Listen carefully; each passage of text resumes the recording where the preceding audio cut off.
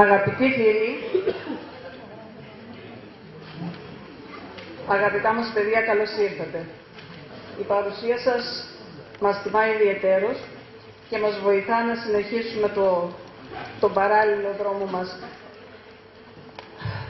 στην εκπαίδευση. Ο επαγγελματικός προσανατολισμός ήταν πάντα αναγκαίο εργαλείο στην εκπαίδευση.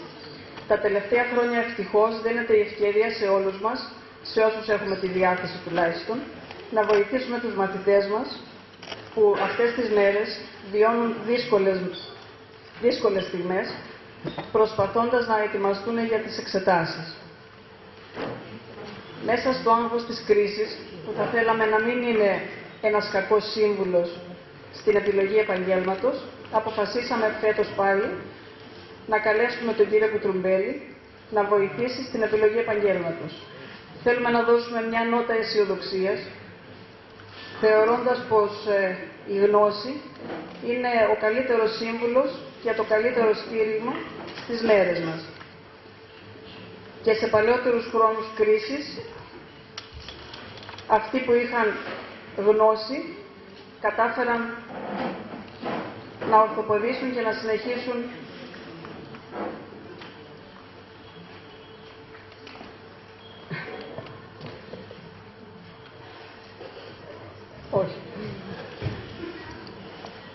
Μαζί μας σήμερα είναι ο κύριος Κουτρουμπέλης, ήρθε από τη Λάρισα, είναι σύμβουλος προγραμμάτων επαγγελματικού προσανατολισμού, άνθρωπος με πολύ μεράκι και πολύ γνώση και θα σας βοηθήσει σε κάθε σας απορία, τόσο σήμερα όσο και τις επόμενες μέρες που θα είμαστε σε ανοιχτή επικοινωνία.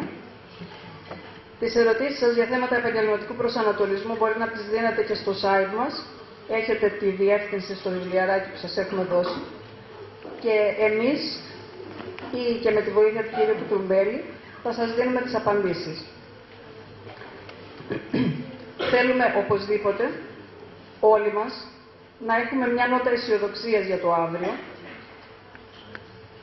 Γι' αυτό θα πρέπει όλοι οι υποψήφοι και οι γονείς τους στις μέρες μας να μην σκέφτονται μόνο την κρίση, να σκεφτούν ότι όλοι οι απόφοιτοι μετά από 5, 6, 7 χρόνια που θα βγουν στο επάγγελμα θα βρουν ένα άλλο πεδίο και πιθανόν και ευχόμαστε όλοι να είμαστε σε καλύτερη κατάσταση. Οπότε να μην θεωρούμε ότι έχουμε όλοι καταστραφεί πια. Φέτο είναι μαζί μας 7 συμπολίτες, 7 καταξιωμένοι επαγγελματίες της πόλης μας, οι οποίοι δέχτηκαν με πολύ χαρά και χωρίς καθόλου ενδιασμούς να έρθουν να σας δώσουν τη βιωματική τους σχέση με το επάγγελμά τους. Θα ξεκινήσω με τις κυρίες που είναι στη συντροφιά μας. Είναι η κυρία Ελίνα Διαμάντη, ψυχολόγος, ειδική σε θέματα συμβουλευτικής γονέων και παιδιών και σε θέματα επαγγελματικού προσανατολισμού. Η κυρία Ιωάννα Χάσικου, εργοθεραπεύτρια, με εξειδίκευση στην νευροεξελικτική αγωγή, ήθελα να το μάθω αυτό, και στην ολοκλήρωση και στην αισθητηριακή ολοκλήρωση. Δεν είμαι καλή σε αυτά. Λοιπόν, ο κύριος Αποστολάκης Γιάννης, έχαμε μια κυρία, γι' αυτό κόλλησα. Ο κύριος Αποστολάκης Γιάννης είναι οικονομολόγος με ειδίκευση στην τραπεζική, διευθυντής στο υποκατάστημα Ρεθύμνης στην Αγροτική Τράπεζα. Ο κύριος Καλαϊτζάκης Γιάννης, δημοσιογράφος, γνωστός στη Ρεθυμνιωτική Κοινωνία, διευθυντής στην έγκριτη εφημερίδα Κριτική Επιθεώρηση. Ο Σπύρος Καλιστεράκης είναι ηλεκτρολόγος μηχανικός, απόφοιτος στο Μετσόβιο Πολυτεχνείο και ελεύθερος επαγγελματίας. και ο Μανώλης Μοσχονάς, αστυνομικός διευθυντής που υπηρετεί ως υποδιευθυντής στην Αστυνομική Διεύθυνση Ρεθύμνης. Όλοι, στη διάρκεια της συζήτησης, θα σας παραθέσουν την άποψή τους για το επάγγελμά τους. Μπορείτε στο τέλος της ομιλίας, αφού τελειώσει ο κύριος Κουτρουμπέλης, στην αίθουσα έξω να ρωτήσετε το καθένα ξεχωριστά για τις απορίες σας για τα επαγγέλματά τους. Και νομίζω ότι θα είναι χρήσιμες οι συμβουλές τους, γιατί κανείς από εμάς δεν έχει ζήσει το δικό τους επάγγελμα και θα σας λύσει τις απορίες σας. Θα κλείσω ευχαριστώντας σας άλλη μια φορά και θέλοντας να πω στα παιδιά κυρίως ένα ρητό που είχε πει ένας μεγάλος συγγραφέας, ότι ο ταλαντούχος από τον επιτυχημένο διαφέρουν στη σκληρή δουλειά. Τώρα θα μιλήσει ο κύριος Δερεδάκης, στη συνέχεια ο κύριος Κουτρουμπέλης, που θα λύσει όλες τις απορίες. Να τον εξεζουμίσετε, να μην τον αφήσετε να ανασάνει, γιατί ήρθε από τη Λάρισα γι' αυτό. Ευχαριστώ πολύ.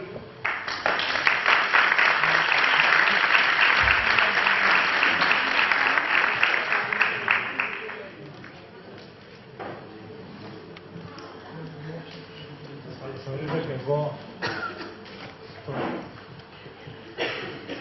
Έχω. Ναι.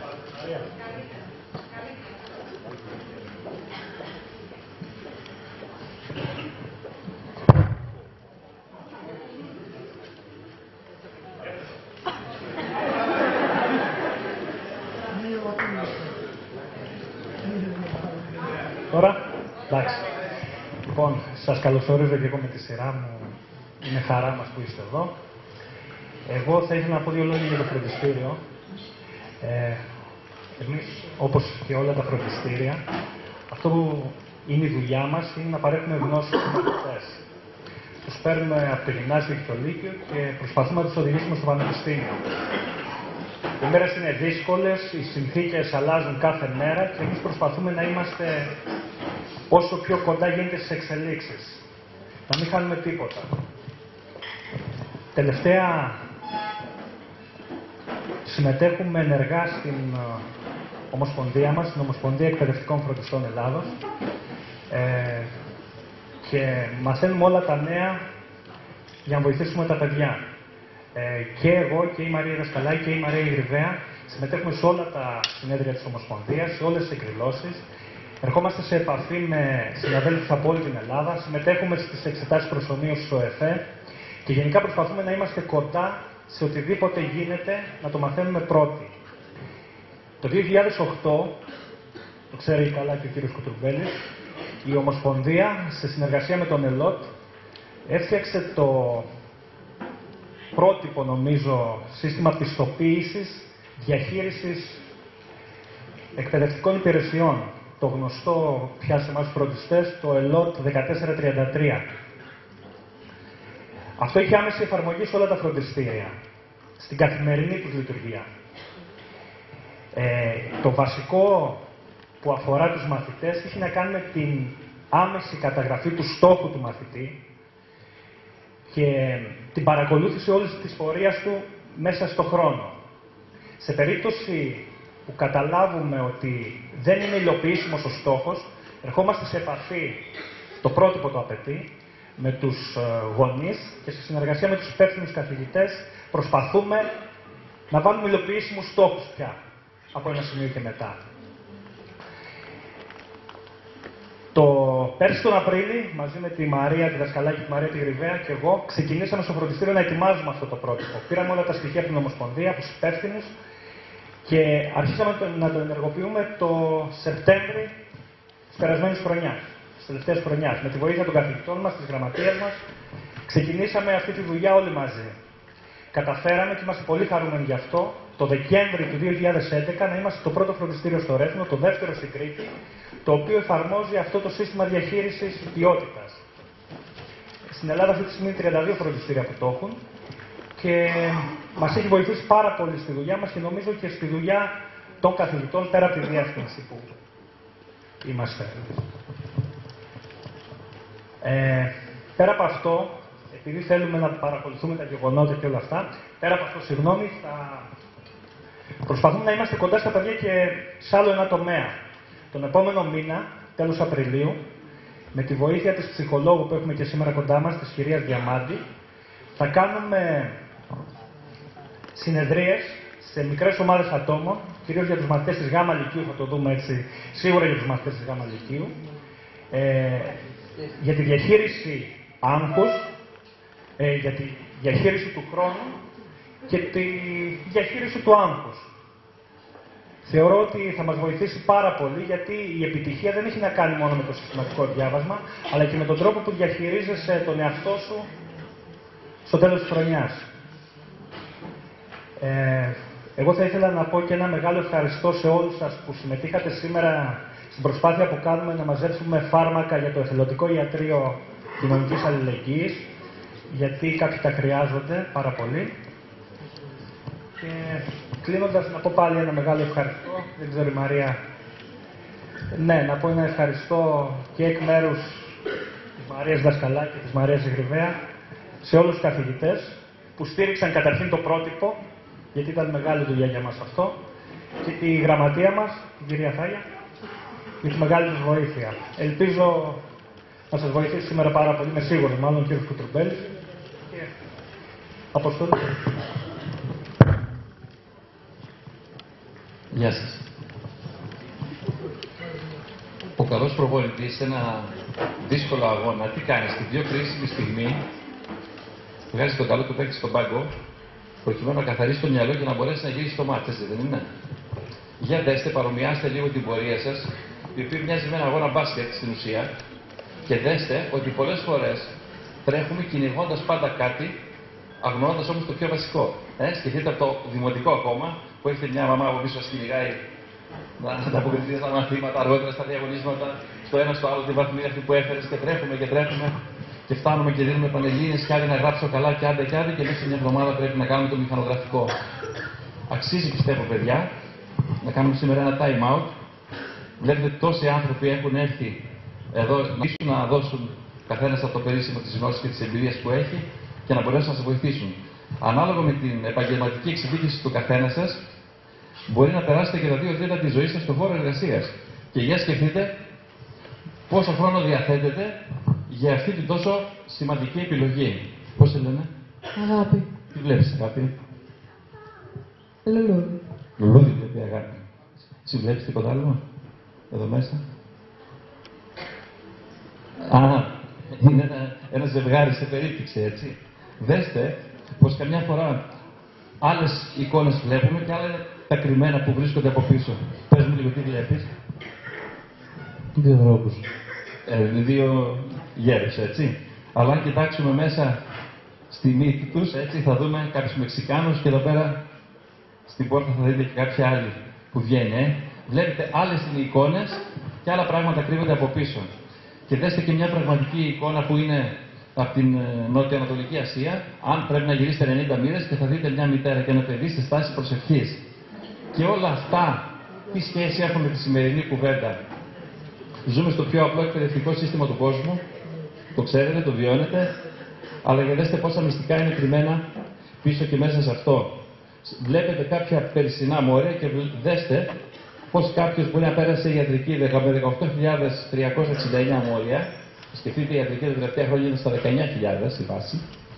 Και κάποιος άλλος όμως χρειάστηκε να γράψει. Το πόλ σημαίνει πολύτεκνος, το ΕΣΠ σημαίνει εστερινό. Κάποιος χρειάστηκε να γράψει 15 για να περάσει η ιατρική. Και μπορούμε να πάμε και σε άλλα πιο χτυπητά.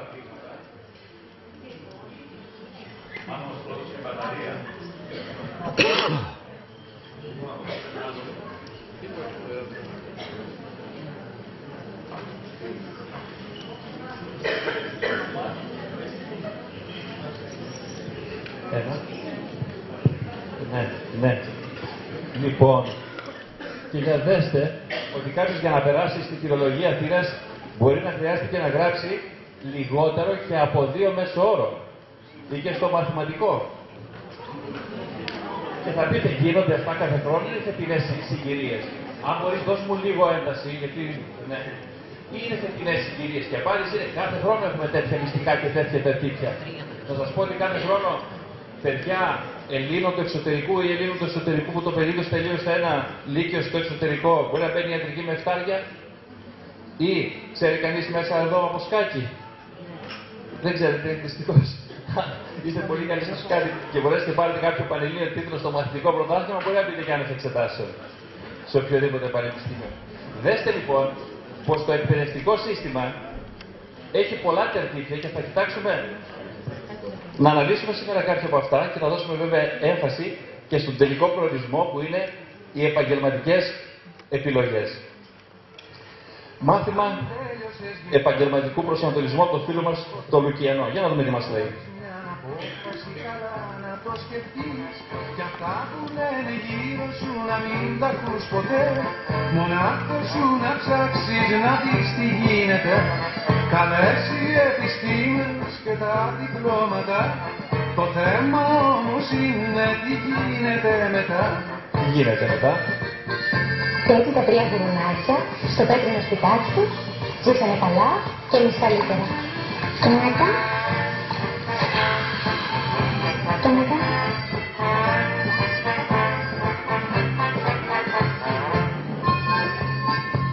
Λοιπόν που λες το πρόβλημα δεν είναι το να πεις, είναι που σου την έχουνε στη μέρη μόλις βγεις. Και όπως δεν υπάρχει και προγραμματισμός, αρχίζουνε τα κόλπα και ο ανταγωνισμός. Καλό είναι ένα δίπλωμα πάνω από τη σχολή, μα οι θέσεις είναι λίγες και απόφυγη πολύ. Τον αναγνωρίζεις αυτόν με το καπέλο εκεί πίσω? Όχι. Για πρόσεξε το καλά. Το επάγγελμα αυτό λέγεται σμπρόχτης ανθρώπου ή αλλιώς φροντιστής του Αταπροπήλου. Ο Ανδρέας είναι με το καπέλο. Όλοι θα μπείτε. Γι' αυτό σου λέω σκέψου το και πρόσεξε πολύ, γιατί πριν από σένα τι βάθανε πολλοί που πήρανε το πτυχίο τους και με βαθμό καλό, κι αφού δουλειά δεν βρήκαν το κάνανε ρολό. Το ρολό λοιπόν το κάνανε κι όπως ήταν φυσικό, αφού το καθμαρώσαν το βάλαν.